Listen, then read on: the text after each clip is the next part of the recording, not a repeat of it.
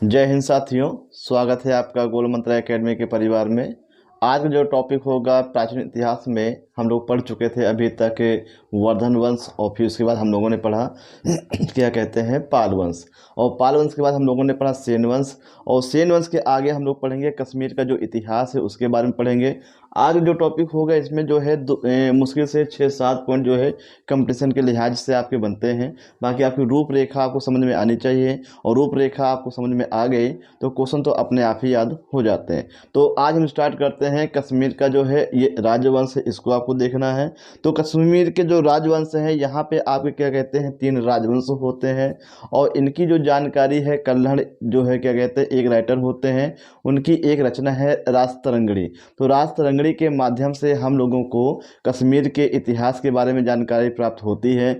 और इसके जो राइटर कौन है, कल्हड़ है, और कल्हड़ जो है श्री हर्ष के क्या होते हैं दरबारी कवि होते हैं। तो उसमें हम देखेंगे कौन से राजवंश होते हैं। ये देखिए, तो कश्मीर में जो आपका पहला राजवंश होता है कारकोट वंश होता है। क्या होता है? कारकोट।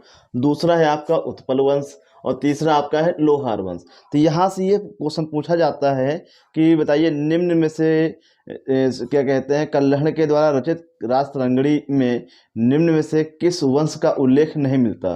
तो आपको ये 3 वंश आपको ध्यान देना है। एक कारकोट है, एक उत्पल है, और एक आपका क्या है लोहार है। तो ये चीज़ें आपको याद रखना है। और यहाँ पे कारकोट वंश है। कारकोट वंश का जो पहला राजा होता है दुर्लभ वर्धन होता है। क्या होता है? दुर्लभ वर्धन होता है। और दुर्लभ वर्धन जो है ये संस्थापक होता है। क्या होता है? संस्थापक। तो क्वेश्चन ये पूछेगा कारकोट वंश का जो संस्थापक होता है ये कौन होता है? दुर्लभ वर्धन होता है। यहाँ से एक पॉइंट और आपको याद रखना है। आपने पढ़ा है पीछे व्हेनसांग। क्या पढ़ा आपने? व्हेनसांग। तो व्हेनसांग जो है, व्हेनसांग ये आपका क्या होता है? ये चीनी यात्री होता है। क्या होता है? चीनी यात्री। तो जो चीनी यात्री व्हेनसांग है ये किसके दरबार में जो आया है? तो व्हेनसांग जो है ये क्या कहते हैं हर्षवर्धन के दरबार में आया है। और यहाँ से एक पॉइंट और याद रखना है, जब ये हर्षवर्धन के शासनकाल में आया तो उस समय कश्मीर में कौन सा वंश चल रहा था? तो उस समय जो चल रहा था कारकोट। कौन सा वंश चल रहा था? कारकोट वंश जो है उस समय कश्मीर में चल रहा था। तो व्हेनसांग जो है ये कश्मीर होते हुए दुर्लभ वर्धन के शासनकाल में कश्मीर पहुंचा था। तो ये क्वेश्चन आपको याद रखना है। इसके बाद जितने भी राजा होते हैं तो इनसे कोई क्वेश्चन आपसे नहीं पूछे जाते हैं। फिर दूसरा राजा यहाँ होता दुर्लभक होता है, फिर चंद्रापीठ होता है, फिर आपका तारापीठ है, फिर ललितादित्य पीठ, और लास्ट में क्या होते हैं? जयापीठ। तो ये आपके क्या हो गए? कारकोट वंश के राजा हो गए। तो इसमें केवल 2 पॉइंट आपको याद रखना है कि इसके संस्थापक कौन है। तो संस्थापक आपके दुर्लभ वर्धन है।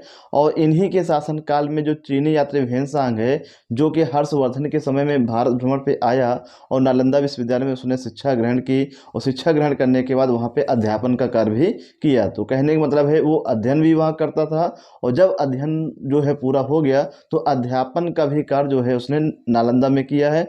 और इसने जो है दुर्लभ वर्धन के यहाँ पर भी क्या कुछ समय इसने क्या है व्यतीत किया है। आगे हम देखेंगे उत्पल वंश। कौन सा है आपका? उत्पल वंश। इसका जो संस्थापक होता है अवंती वर्मन है। कौन है आपके? अवंती वर्मन। ठीक है। अब दूसरा आपका जो है ये रानी दिद्दा है। ये रानी क्या है? ये दिद्दा है। तो ये चीज़ आपको याद रखना है। ये कौन है आपकी? ये रानी दिद्दा है। और इनका जो क्या कहते हैं ये पूछा जाता है कि रानी दिद्दा जो एक महिला शासिका होती हैं, इनका जो संबंध है किस क्षेत्र से है? तो कश्मीर से है। और किस वंश से है? तो इनका जो क्या कहते हैं उत्पल वंश से है। किससे है? उत्पल वंश से इनका संबंध है। इसके बाद हम लोग पढ़ेंगे लोहार वंश के बारे में। किसके बारे में? लोहार वंश के बारे में। तो इसके बाद क्या शुरू होता है आपका? लोहार वंश शुरू होता है। और लोहार वंश के जो संस्थापक होते हैं आपके संग्राम राज होते हैं, ये भी आपको याद रखना है। उसके बाद जो है अगले राजा होते हैं अनंत राजा होते हैं। और फिर क्या होते हैं आपके? हर्ष होते हैं। क्या होते हैं? हर्ष होते हैं। और हर्ष के बाद अंतिम राजा क्या होते हैं? ये जयसिंह होते हैं। कौन होते हैं? जयसिंह होते हैं। अब यहाँ से जो है क्या कहते हैं कि जो मेन क्वेश्चन पूछे जाते हैं वो हर्ष से पूछे जाते हैं और जयसिंह। तो संस्थापक आपके हो गए संग्राम राज, और जयसिंह जो ये अंतिम राजा होते हैं। अब इनके बाद क्या हुआ? तो इनके बाद जो है यहाँ पे मुस्लिम जो है तुर्की आक्रमण करते हैं। तो वो लोग क्या करते हैं? वो लोग जो है यहाँ पे अधिकार कर लेते हैं। तो जो यहाँ पे हर्ष हैं, तो हर्ष का एक दरबारी कवि होता है, हर्ष का एक दरबारी कवि होता है, उसका नाम है कल्हड़। क्या नाम है? कल्हड़ जो है ये हर्ष का दरबारी कवि होता है। और कल्हड़ के द्वारा जो है ये राष्ट्ररंगिणी लिखी गई है, जो कि मूल रूप से संस्कृत भाषा में, किस भाषा में है? संस्कृत भाषा में। क्वेश्चन ये भी पूछेगा कि जो राष्ट्ररंगिणी है ये मूल भाषा में कौन सी है? तो ये संस्कृत इसकी मूल भाषा है। और राइटर कौन है? इसके कल्हड़ है। और इसमें कश्मीर के इतिहास के बारे में जानकारी प्राप्त होती है। और कल्हड़ जो है ये हर्ष के दरबारी कवि होते हैं। तो यहाँ पे जो इन्होंने लिखा है, क्या लिखा है राष्ट्ररंगिणी में? तो आपको याद रखना है इसमें 8 तरंग हैं। कितने हैं? 8 तरंग। तरंग का मतलब हम कह सकते हैं सर्ग। कितने सर्ग हैं? 8 तरंग या 8 सर्ग हम लोग कह सकते हैं। और इस क्या कहते हैं किताब में 8000 श्लोक हैं। 8000 क्या है? श्लोक हैं। तो ये चीज़ें आपको याद रखना है कि जो राष्ट्ररंगिणी है मूल रूप से संस्कृत भाषा में लिखी गई है। किसके द्वारा? कल्हड़ के द्वारा लिखी गई है। और कल्हड़ जो है दरबारी कवि होता है, किसका होता है? हर्ष का होता है। और हर्ष जो है ये किस वंश का राजा होता है? ये लोहार वंश का एक प्रतापी राजा होता है। तो राष्ट्ररंगिणी में ही जो है ये पुस्तक, इसमें 8 तरंग या सर्ग होते हैं, 8000 श्लोक होते हैं। अब यहाँ से आपको यह ध्यान देना कि 1 से 4, 1 से 3 करिएगा, फिर 4 से 6 और फिर 7 से 8 है आपको याद। 1 से 3 तक जो है कश्मीर के इतिहास का वर्णन, जो प्राचीन कश्मीर का इतिहास का वर्णन, कश्मीर के इतिहास का वर्णन है, इतिहास का वर्णन है। उसके बाद फिर इसमें भी आपका कश्मीर का है, लेकिन इसमें मुख्य रूप से आपका कारकोट है। इसमें क्या है? आपका कारकोट वंश है, कारकोट वंश। और प्लस उत्पल वंश, उत्पल वंश। और प्लस 7 से 8 में जो है ये जो है लोहार वंश का उल्लेख किया गया है। किसका किया गया है? लोहार वंश का उल्लेख किया गया। तो ये चीज़ें आपको याद रखना है कि जो तरंगिणी है, राष्ट्ररंगिणी है, इसमें 1 से 3 तक जो है कश्मीर के इतिहास का, कहने का मतलब है ये जो तीनों राजवंश है इनके अलावा और भी इनके बारे में बताया जाता है। किसके द्वारा? तो वो बताया जाता है कल्हड़ के द्वारा बताया जाता है। और फिर उसके बाद जो है 4 से 6 तक जो है इन्होंने कारकोट वंश और उत्पल वंश के बारे में जानकारी दी है। किसमें? राष्ट्ररंगिणी में। और 7 से 8 जो है ये लोहार वंश के बारे में ये जानकारी दी। तो ये डीपली क्वेश्चन है, ये थोड़ा हायर एग्जाम में पूछे जाते हैं। फिलहाल जो आगे का जो पैटर्न आ रहा है वनडे एग्जामों का, तो उसमें हम लोग देख रहे हैं आजकल कि जो क्वेश्चन कुछ ऐसे आ रहे हैं, जैसे 50 क्वेश्चन हैं तो 50 क्वेश्चन में से कम 10 क्वेश्चन या 15 क्वेश्चन वो जो है हाई लेवल के क्वेश्चन अब रखे जा रहे हैं। तो आने वाला जो समय होगा वनडे एग्जामों के लिए, तो जीएस जो है हम जो पुराने तरीके से पढ़ते चले आ रहे हैं तो वो आसान नहीं होगा। तो इसीलिए आपको करना क्या है कि आपको अब डीपली भी पढ़ना पड़ेगा। तो ये सब चीज़ें क्या हो गई आपके, ये हम लोग चर्चा कर चुके हैं। किसके बारे में? ये चर्चा कर चुके हैं राष्ट्ररंगिणी के बारे में। अब इस प्रकार से क्या ये तीनों वंश समाप्त हो जाते हैं? अब आपके मन में ये क्वेश्चन होगा कि जब ये तीनों वंश समाप्त हो रहे हैं, क्या इसके बाद यहाँ पे कोई राजा नहीं था? अब यहाँ पे जो लास्ट राजा होते हैं जयसिंह, और जयसिंह के दरबार में जो है तुर्कियों ने आक्रमण किया। जयसिंह के दरबार में तुर्कों ने आक्रमण किया और यहाँ पे क्या हुआ? तुर्कों का शासक हो गया। किसका हो गया है? तुर्कों का शासक हो गया है। लेकिन इसके बाद का जो इतिहास है यहाँ पे वो मिलता नहीं है। खाली इतना याद रखना है कि लोहार वंश का अंतिम राजा कौन होता है? जयसिंह होता है। इसके बाद यहाँ पे अधिकार किसका हो जाता है? तुर्कों का हो जाता है। और इसके बाद केवल एक राजा का आपका नाम याद रखना है, जैन उल अबदीन। क्या नाम याद रखना है? जैन उल अबदीन, अबदीन। तो ये जो नाम है ये तुर्की शासक है। क्या है? ये तुर्की शासक है। और इसी का केवल नाम उल्लेख किया जाता है। क्यों? क्योंकि इसे कश्मीर का अकबर कहा गया। क्वेश्चन ये पूछा जाता है कि कश्मीर का अकबर किसे कहते हैं? तो जैन उल आबदीन। इसे क्या कहते हैं? कश्मीर का अकबर, कश्मीर का अकबर। तो ये सब चीज़ें आपको याद रखना है कि जो जयसिंह के समय जो है तुर्कों का आक्रमण होता है और लोहार वंश क्या है ख़त्म हो जाता है। फिर तुर्क लोग यहाँ शासक करते हैं, लेकिन इनका कोई विशेष इतिहास नहीं मिलता है। केवल एक नाम आपको याद रखना है कि जैन उल अबदीन जो है ये एक महान तुर्की शासक हुआ है। इसे क्या कहा गया है? कश्मीर का अकबर कहा गया है। तो ये सब क्या हो गया? आपका कश्मीर का इतिहास हो गया। आगे हम लोग देखेंगे कि जो इसके बाद देखेंगे कुछ और भी प्रमुख वंश होते हैं। अब हम लोग पढ़ रहे हैं प्राचीन इतिहास, और प्राचीन इतिहास में गुप्त वंश है, वर्धन वंश है। तो वर्धन वंश के बाद जितने भी वंश आते हैं, यहाँ से सभी वंशों से क्या एक एक या दो दो पॉइंट बनते हैं, कोई विशेष पॉइंट यहाँ से नहीं बनते। आगे इसके बाद हम लोग क्या पढ़ेंगे, पल्लव वंश पढ़ेंगे, फिर है चोर है, चेल है, पांड है। बस इसके बाद आपका प्राचीन इतिहास खत्म। तो 3 से 4 लेक्चर और होंगे और आपका प्राचीन इतिहास खत्म। अब देखिए ये जो गौड़ वंश है, तो गौड़ वंश से ज़्यादा क्वेश्चन नहीं बनते हैं। तो हम लोगों ने पढ़ा था, क्या पढ़ा था कि जो क्या कहते हैं, गौड़ वंश का एक शासक होता है शशांक, जो कि किसका समकालीन होता है, ये हर्षवर्धन का समकालीन। तो यहाँ हम कह सकते हैं कि जो गौड़ वंश है ये पाल वंश के पहले का समय है। जो हम लोग पढ़ चुके हैं पीछे पाल वंश, तो पाल वंश के पहले जो है ये गौड़ वंश रहता है, क्योंकि पाल वंश भी कहाँ का है, बंगाल का है। सेन वंश भी बंगाल का है, लेकिन सेन वंश के पहले पाल वंश था, और पाल वंश के पहले कौन था, गौड़ वंश था। तो यहाँ से केवल एक क्वेश्चन बनता है कि शशांक ने क्या किया है, इन्होंने राजवर्धन को मार दिया था। क्या किया था, राजवर्धन को मार दिया था, और हर्षवर्धन से क्या हुआ है, पराजित हुआ है। और इसके बाद एक पॉइंट और याद रखिएगा, इसने बोधि वृक्ष को क्या है, ये कटवा दिया था। तो ये जो है गया में है, कहाँ पे है, बोधि वृक्ष जो है ये गया है, गया में। और इस बोधि वृक्ष को ये कटवा दिया था, और इसकी जड़ों में क्या है, क्या आग लगवा दी थी, ताकि ये जो पेड़ दोबारा से पनप ना पाए। तो क्वेश्चन ये पूछेगा कि गया का जो मूल रूप से बोधि वृक्ष किसने कटवाया, शशांक ने। ये वही बोधि वृक्ष था जिसके नीचे गौतम बुद्ध ने ज्ञान की प्राप्ति की थी, और उसी को क्या है, इसने कटवा दिया।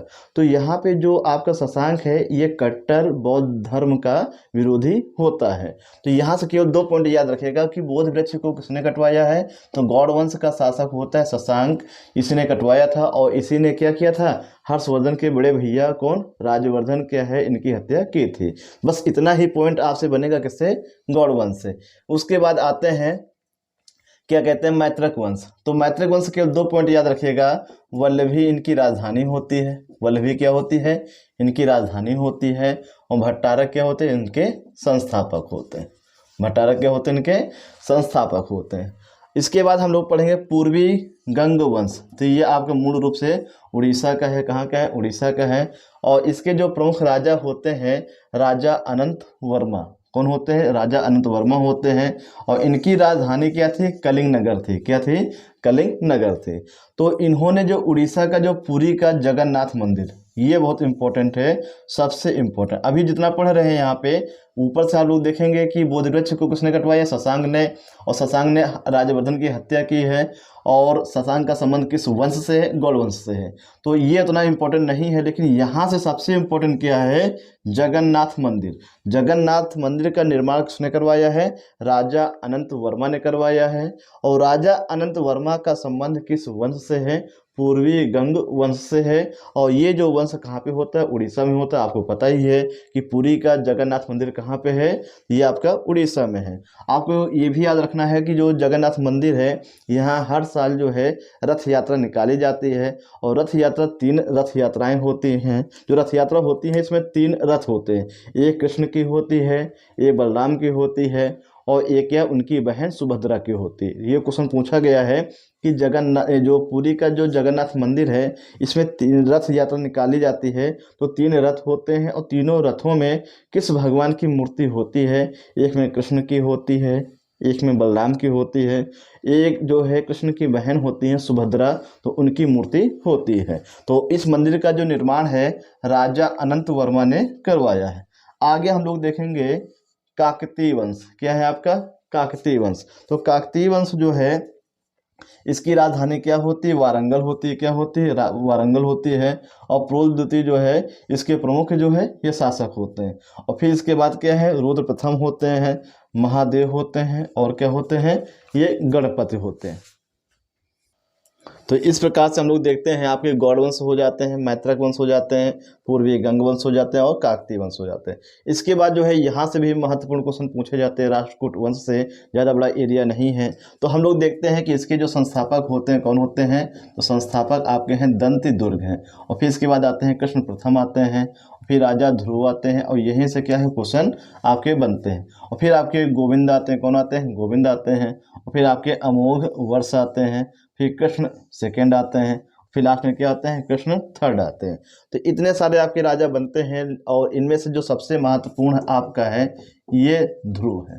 तो पीछे हम लोग क्या है वर्धन वंश में पढ़ चुके थे, ये आपका कन्नौज है, ये गुजरात के पास एक स्थान है, और ये आपका कन्नौज है। क्या है आपका, कन्नौज है आपका। ये यहाँ पे आपका है प्रतिहार वंश। क्या है आपका, प्रतिहार वंश है यहाँ आपका। यहाँ का राजा है वत्सराज। क्या नाम है, वत्सराज है। और यहाँ पे आपका है राष्ट्रकूट वंश। क्या है आपका, राष्ट्रकूट वंश। और यहाँ का जो प्रमुख राजा होता है ध्रुव। क्या होता है, ध्रुव। और यहाँ पे होता है पाल वंश। और पाल वंश का जो राजा होता है ये बंगाल में होता है, कहाँ पे, पश्चिम बंगाल में। और यहाँ पे होता है धर्मपाल होता है। क्या होता है, धर्मपाल। देखिए ये वाला जो टॉपिक है हम 3 जगह इसको पढ़ेंगे। इसे त्रिपक्षीय संघर्ष के नाम से जाना जाता है। और त्रिपक्षीय संघर्ष इसलिए कहते हैं क्योंकि यहाँ कन्नौज के लिए लड़ाई होती है। तो कन्नौज पे सबसे पहले राजा धर्मपाल ने अधिकार कर लिया था, ठीक। और फिर उसके बाद जो है वत्सराज ने कहाँ पे आक्रमण किया, कन्नौज पे किया। और करने के बाद राजा धर्मपाल को यहाँ से खदेड़ देते हैं। तो यहाँ पे अधिकार हो जाता है किसका, वत्सराज को हो जाता है। फिर राष्ट्रकूट वंश के राजा जो ध्रुव होते हैं ये यहाँ पे अटैक करते हैं और यहाँ पे किसका अधिकार होता है, वत्सराज का। तो लास्ट में जो जीत जाता है कौन, ये राजा ध्रुव जीत जाते हैं। कौन जीत जाते हैं, राजा ध्रुव जीत जाते हैं। तो ये चीज़ें आपको याद रखना कि त्रिपक्षीय संघर्ष में कितने वंशों का उल्लेख है। तो एक प्रतिहार वंश है, एक राष्ट्रकूट वंश है, एक पाल वंश है। तो पाल वंश का राजा कौन होता है, धर्मपाल। प्रतिहार का कौन होता है, वत्सराज। और राष्ट्रकूट का कौन सा होता है, राजा ध्रुव होता है। तो ये जो आपका संघर्ष है, त्रिपक्षीय संघर्ष जो है, इसको आपको याद रखना है। आगे हम देखेंगे इसमें और क्या इंपॉर्टेंट बनता है, एलोरा के कैलाश मंदिर या फिर एलिफेंटा की गुफा मंदिर। ये गुफा मंदिर है, क्या है, ये आपके गुफा मंदिर है। और इन मंदिरों का जो निर्माण है राष्ट्रकूट वंश के राजाओं ने कराया। क्वेश्चन ये पूछेगा, एलोरा के गुफा मंदिर या कैलाश मंदिर, एलिफेंटा के गुफा मंदिर, इनका निर्माण जो है किस वंश के राजाओं ने कराया है। तो ये जो है आपके राष्ट्रकूट वंश के राजाओं ने कराया है। और इसका जो उल्लेख किसने किया है, ये थेवियन। किसने किया है, ये थेवियन नामक जो एक फ्रांसीसी यात्री है उसी व्यक्ति ने ये उल्लेख किया है कि एलोरा का जो कैलाश मंदिर है और एलिफेंटा की जो गुफाएं हैं इनका निर्माण जो है राष्ट्रकूट वंश के राजाओं ने कराया है। अब राजाओं ने कराया है, किस राजा ने कराया है, तो आपको याद रखना है इनका जो निर्माण है कृष्ण प्रथम ने किया है। किसने किया है, कृष्ण प्रथम।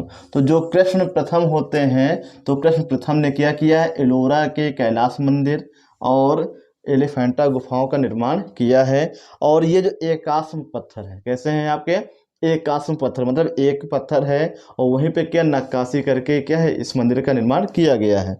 और कहाँ पे है, औरंगाबाद में है। और औरंगाबाद जो है आपका महाराष्ट्र में है। कहाँ पे है, महाराष्ट्र में है। तो ये दोनों आपके मंदिर आपके महाराष्ट्र में है। और इन दोनों मंदिरों का निर्माण जो है ये जो है राष्ट्रकूट वंश के राजा होते हैं कृष्ण प्रथम, उन्होंने ही इन्हें करवाया है। अब यहाँ पे जो गुफाएं हैं उनमें हम देखेंगे टोटल 34 गुफाएं हैं। कितनी गुफाएं हैं, 34 गुफाएं हैं। और 34 गुफाएं हैं इनको अलग अलग धर्मों से रिलेट किया गया है। तो 1 से लेके 12 तक, जो गुफा नंबर 1 से लेके गुफा नंबर 12 तक, 1 से 12 तक बौद्ध धर्म से संबंधित है। और फिर 13 से 29 तक हिंदू धर्म से संबंधित है। और 30 से 34 तक क्या है, जैन धर्म से संबंधित है। तो ये 3 पॉइंट आपको याद रखना है। 1 से 12 तक बौद्ध धर्म, 13 से 29 हिंदू धर्म और 30 से 34 जैन धर्म। तो ये चीज़ आपको याद रखना है। अब देखिए यहाँ पे हम लोगों ने पढ़ा एलोरा का कैलाश मंदिर। आपने और पढ़ा होगा कि एक तमिलनाडु में एक स्थान है कांची, तो कांची में भी एक कैलाश मंदिर है। तो उसको हम पल्लव वंश में पढ़ेंगे। तो पल्लव वंश के जो एक राजा होते हैं उनका नाम होता है नरसिंह वर्मन सेकेंड, नरसिंह वर्मन द्वितीय।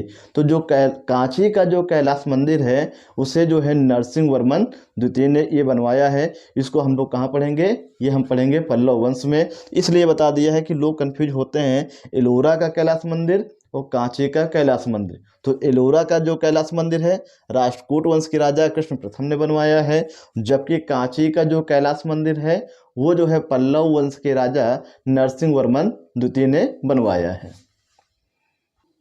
तो इस प्रकार से आपका ये राष्ट्रकूट वंश जो है आपका समाप्त होता है। और कल हम लोग पढ़ेंगे पल्लव वंश के बारे में पढ़ेंगे, और जो है चोल वंश है, चेर वंश है और पांड्य वंश है, इसके बारे में पढ़ेंगे। और फिर आपका लगभग जो प्राचीन इतिहास ख़त्म हो जाएगा। और इसके बाद जैसे ही ख़त्म होगा तो जितने भी भारत के मंदिर हैं और उन मंदिरों को हम एक साथ लिखा देंगे, उनका संबंध किस वंश से है और कौन से राजा ने बनाया है। तो ये आपका टॉपिक समाप्त होता है। इसको आप लोग अच्छे से लिखिएगा, क्योंकि जो आपको क्या है कि सब जगह आपको मैटर मिल जाएगा, लेकिन एक जगह एकत्रित जो है एक अच्छा कंटेंट आपको जो है सिलेक्टेड जो कंटेंट है ये आपको यहाँ पे हम दे रहे हैं। तो अच्छे से देखिएगा और नोट्स ज़रूर बनाइएगा। वीडियो आपको कैसा लगा है इसका जवाब कमेंट सेक्शन में बताइएगा। धन्यवाद। जय हिंद, जय भारत।